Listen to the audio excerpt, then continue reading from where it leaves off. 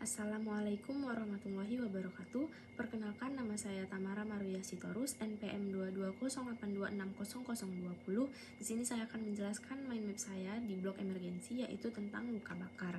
Yang pertama, kita mulai dari definisi luka bakar itu sendiri, yaitu dia kerusakan jaringan akibat paparan panas, bahan kimia, listrik, radiasi, atau gesekan yang menyebabkan destruksi sel dan jaringan tubuh.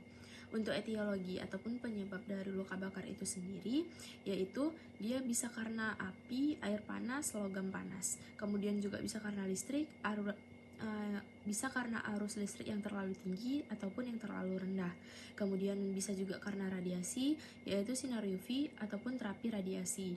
Untuk dia juga bisa karena bahan-bahan kimia yang dimana asam kuat dan basa kuat.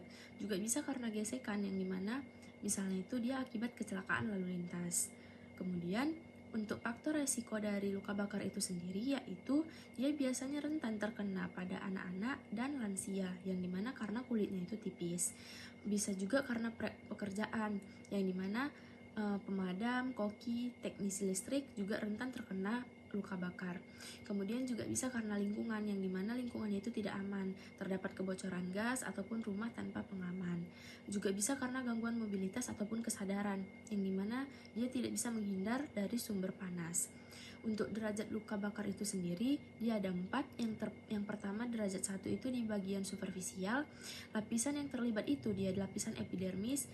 Kemudian ciri-ciri klinisnya itu sendiri, dia eritema, nyeri, dia tidak ada bula. Untuk penyembuhannya itu sendiri, dia kurang lebih 5-7 hari tanpa jaringan parut. Untuk yang derajat 2 itu, dia ada bagian partial thickness yang dimana dia yang terkena lapisan epidermis ataupun sudah terkena sebagian dermisnya. Ciri-ciri klinisnya itu dia nyeri, terdapat bula, dan dasar lukanya itu merah dan lembab. Untuk waktu penyembuhannya itu sendiri, dia 2-3 minggu, kadang parutnya minimal. Untuk yang derajat 3, dia full thickness, yang dimana dia terkena di seluruh bagian dermis dan kurang lebih jaringan di bawahnya sudah terkena.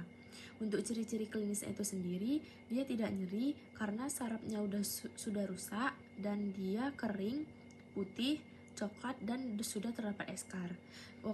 Untuk waktu penyembuhannya ini, dia tidak sembuh dengan spontan, perlu graft. Dan kemudian derajat 4, dia itu lapisan yang terkena, dia sudah terkena otot hingga ke tulang. Ciri-ciri klinisnya itu dia sudah hangus dan terdapat nekrosis di jaringan dalam. Untuk waktu penyembuhannya itu sendiri, dia perlu debridement luas dan kemudian juga bisa biasanya diamputasi. Untuk manifestasi klinis dari luka bakar ini sendiri, dia nyeri hebat pada derajat 1 dan 2, tetapi dia tidak nyeri pada derajat 3 dan 4. Kemudian dia terdapat bula ataupun melepuh, kemudian edema di sekitar lukanya, kemudian kulitnya kemerahan, kehitaman ataupun pucat, tergantung derajatnya sendiri. Kemudian kalau misalnya manifestasi klinisnya luka bakarnya itu dia luas, dia ada terdapat tanda-tanda sistemik, yang dimana dia terdapat hipotensi, takikardi, dan kemudian pasiennya itu bisa mengalami hipovolemia dan mengalami shock. Kemudian untuk penilaian luas luka bakar itu sendiri, di sini kita menggunakan luas rule of 9, yang dimana dia itu kepala dan leher 9%, lengan sebelah kanan 9%, sebelah kiri 9%, kemudian dada dan perut depan itu 18%, kemudian punggung 18%, kemudian kaki sebelah kanan 9%, kemudian sebelah kiri dia 9%. Untuk genital itu sendiri dia 1%. Untuk tata laksana dari luka bakar ini sendiri, yang pertama kita dapat memberikan penanganan awal, yang dimana itu kita hentikan proses pembakarannya terlebih dahulu, kemudian kita dinginkan luka dengan air mengalir 10-15 menit, kemudian kita lepas pakaian dan perhiasan ketat, tutup luka dengan kasa steril, kemudian jangan oles dengan mentega ataupun pasta gigi. Kemudian kita nilai ABC-nya, airway, breathing, dan sirkulasi, yang dimana kita pastikan jalan napasnya terlebih dahulu. Setelah itu kita rawat lukanya, kemudian kita berikan terapi lanjut. Untuk farmakologinya itu sendiri, kita dapat berikan analgesik, ini mana kita dapat berikan paracetamol, ibuprofen, kemudian morfin untuk mengurangi rasa nyerinya. Kemudian kita dapat memberikan antibiotik topikal, yang dimana kita dapat berikan silver sulfadiazin. Kemudian kita dapat memberikan antibiotik sistemiknya itu dia sesuai kulturnya sendiri. Kemudian kita dapat memberikan cairan resusitasi tadi, yaitu ringer laktat dengan menggunakan rumus Parkland sesuai dengan kilogram berat badan pasien. Kemudian kita dapat memberikan anti tetanus, yaitu TT ataupun ATS.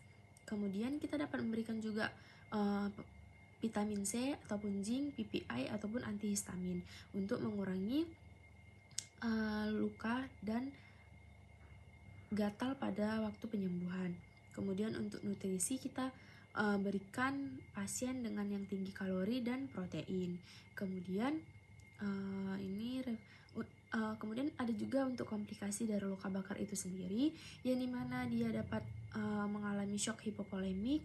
Kemudian pasien juga bisa terjadi infeksi luka, kemudian terjadi varut hipertropik ataupun kontraktur, dan juga bisa mengakibatkan gangguan elektrolit dan ginjal. Kemudian ini referensi yang saya gunakan.